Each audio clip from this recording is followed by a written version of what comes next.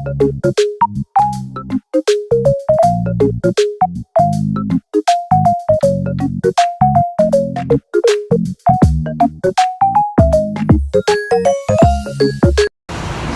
warahmatullahi wabarakatuh.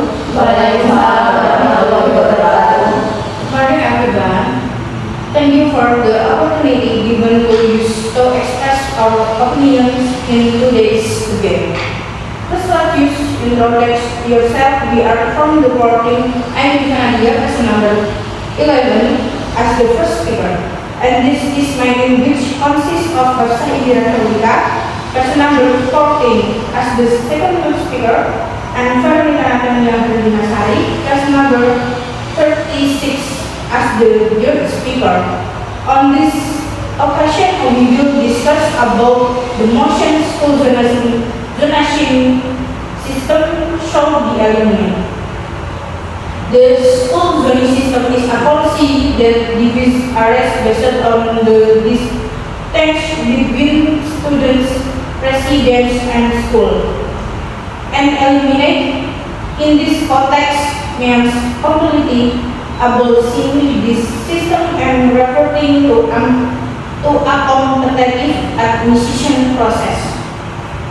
The elimination of this system means removing the geographical division in student admission. This step is necessary to create a fair opportunity for all students without being restricted by their daily life. The zoning system has caused issues, especially in terms of access to quality education. Not all schools have the same level of quality. As a result, students in areas with less quality schools have fewer opportunities to reach the best education. Eliminating the zoning system will allow students to choose schools based on quality, not proximity.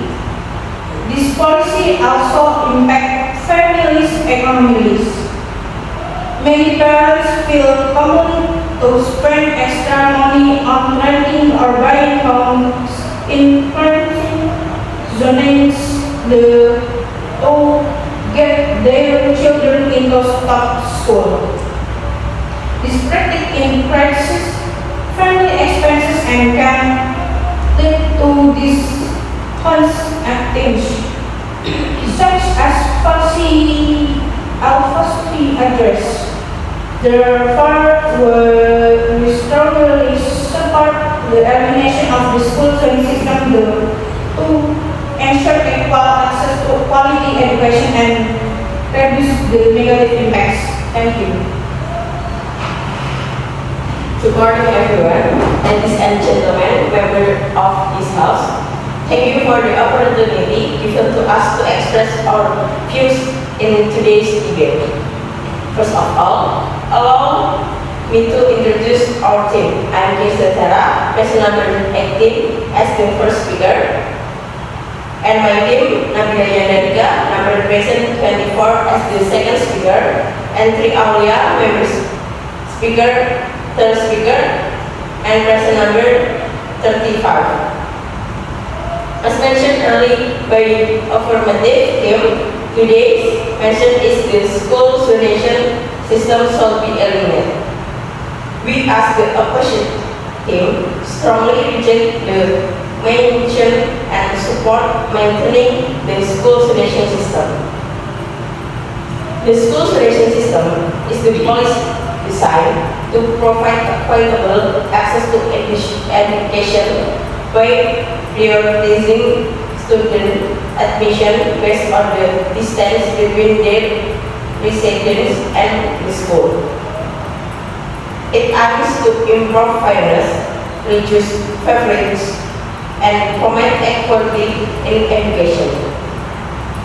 We oppose the mention because the zonation system ensures a quality educational opportunities and helps reduce inequalities without yet between school with better facilities and those with fewer resources both grow, harming students from less privileged background. From an economic perspective, the increased transportation costs for families if students are required to travel further to access better school. This additional expense will become too burden, especially for families already struggle financially, ultimately widening the economic gap in the education access. So, the school donation system is essential to promoting fairness and reducing economic burdens for families. Thank you. Thank you for the argument that has been present. However, let us add another perspective. The opposition team argued that the school donation system ensures fairness and equality. However, we firmly believe that the donation system has not achieved its intended goals and has instead created new challenges, particularly in the field of education. The zoning system gives students opportunities to attend school that match their academic potential. Not all zones have schools with equal resources, qualified teachers, or adequate facilities. Students in other privileged zones are forced to settle for school that lack in the quality necessary to support their growth. For instance, a study by Pusat Pendidikan Nasional 2023 found that 62% of schools in rural or less developed zones are underfunded and lack access to modern learning resources, creating significant gaps in education quality. This goes against the very principle of fairness that the zoning system claims to uphold. The opposition also mentioned that the zoning system reduces financial burdens by keeping schools closer to students. However, this argument is not the hidden economic pressure created by the system, such as address manipulation or even relocation to access near school. A survey conducted by Lembaga Survei Pendidikan Indonesia 2024 revealed that 45% of families admitted to renting temporary residence or falsifying their address to secure placement in reputable schools, often costing far more than regular transportation and spend food. Furthermore, the system reinforces inequality rather than reducing it. Students from affluent families can easily manipulate the system access to school, while those from less privileged backgrounds are left with no choice but to attend underperforming institutions. By abolishing the zonation system, administration could shift toward a merit-based approach, where students are evaluated based on their abilities rather than their residential location. This would create a fair system that prioritises education quality and individual potential. The zonation system has failed to deliver on its promise of fairness and equality. Abolishing it would open the door to a more equitable education system while addressing different to target improvement in school infrastructure and resources. Thank you. Thank you for the views expressed by the committee. However, we would like to emphasize that the school zoning system is essential to promoting equitable access to education and addressing systemic inequalities in our education system. The zoning system provides opportunities for our schools to develop by enrolling students from diverse academic and social backgrounds. This diversity fosters a more inclusive learning environment and motivates teachers to improve their skill and teaching methods. School previously labeled as non-favorite now have the opportunity to accept students with above average academic abilities. Research by Dewi and Septiana highlights how better student input can have improvement in achievement, ultimately transforming the reputation and quality of the schools. The project argued that the zoning system creates different. However, it's important to note that the system was implemented with careful consideration of its benefits and challenges. Savitri emphasized that every child has an equal right to quality education regardless of their socio-economic background. The zoning system helped achieve this by preventing discrimination, exclusivity, and excessive competition. Schools are public service, and their primary purpose is to ensure education is accessible to all, without favoritism or discrimination. Furthermore, the zoning system encourages a more equitable distribution of resources without zoning. Students would cluster in favorite school, leaving others with fewer resources and less diversity. By maintaining zoning, we can ensure that no school is left behind in terms of development and support. The school zoning system is crucial for promoting equality and providing opportunities for our school to grow and improve.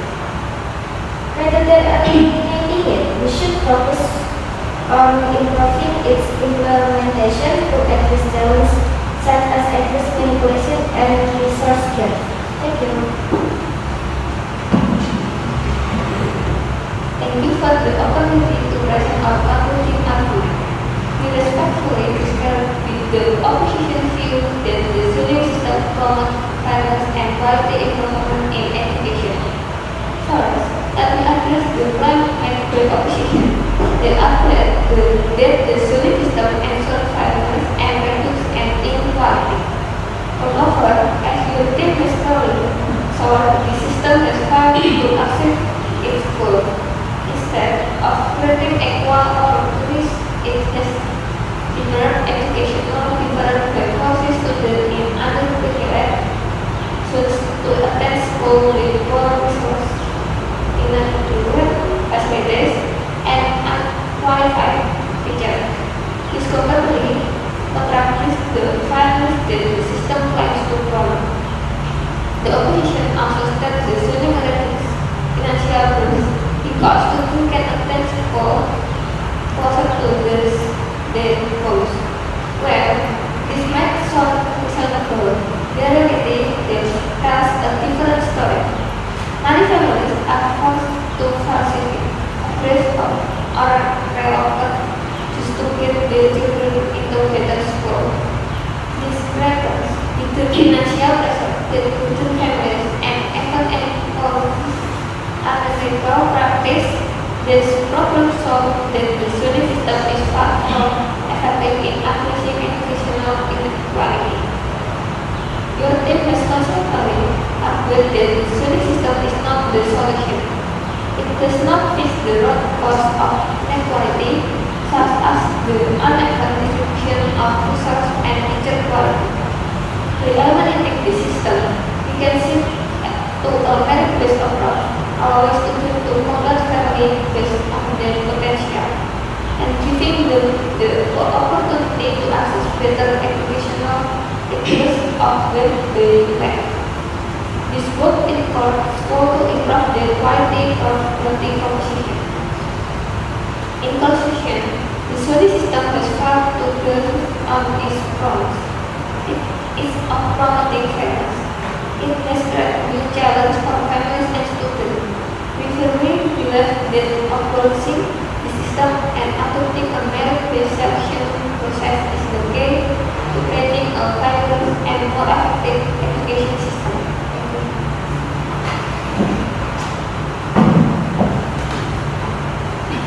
As the third speaker for the opposition team, I would like to reinforce our stance and refute the claims made in the protein regarding the elimination of the zoning system.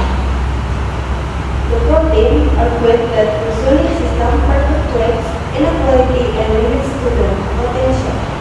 However, this perspective overlooks the fact that zoning ensures access to education for students across all socio-economic backgrounds. Schools in underdeveloped areas, while still facing challenges, are now given the opportunity to grow and develop through support from the diverse student population and government assistance. Removing the zoning system will only refer us to a state where our school dominate, leaving other schools to struggle with our educate student enrollment and resources. The claim that eliminating zoning will improve competition and school quality is misleading. Competition based solely on academic merit can lead to exclusivity and widen the gap between privileged and underprivileged students. Zoning, on the other hand, pushes schools to improve by fostering diversity and addressing local needs. The government is responsible for providing support to schools through teacher training, curriculum development, and facility upgrades to ensure equitable standards across schools. In conclusion, the zoning system remains a critical policy for achieving educational equality and reducing difference between schools. Issues like this manipulation solved in a case scope, stricter regulation and oversight. Now, the abolishing the system entirely. Maintaining the zoning policy ensures that every student, regardless of the background, has the opportunity to access quality education.